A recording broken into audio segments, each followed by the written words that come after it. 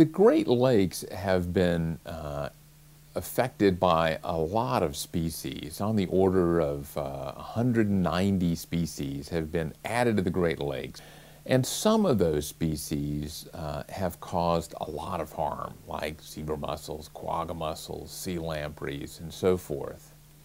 But one of the big challenges for the current and future management of the Great Lakes is anticipating and preventing the arrival of new species that might cause additional harm to the Great Lakes.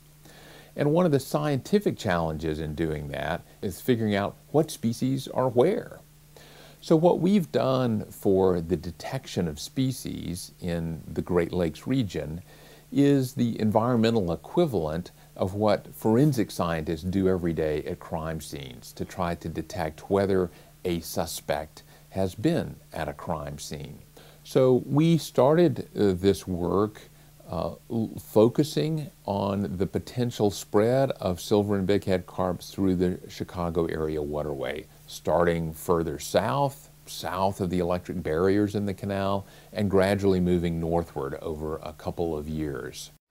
The barriers are located at this point on the Chicago Sanitary and Ship Canal because at this location the canal is relatively narrow. It's only approximately 160 feet wide.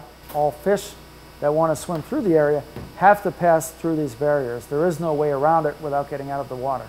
The barriers operate by generating a pulsed electrical field in the water. Electricity is very rapidly pulsed on and off in the waterway. As a fish approaches from either side and the fish swims into the electric field, the farther it swims, the greater the shock the fish gets. The fish realizes that going forward is uncomfortable and the fish turns around and goes back the way it came rather than cross over the entire electrical field.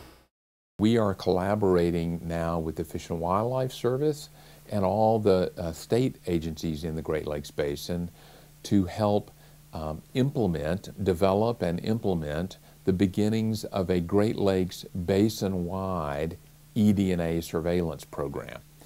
The simple process that we use is to collect a water sample from the field, filtering that water to capture all the microscopic bits of tissue from all the plants and animals that may be in the water body, then extracting all the DNA from that tissue. And then the next step is where we start to separate the DNA from the target organisms. In our case, for example, silver carp or bighead carp.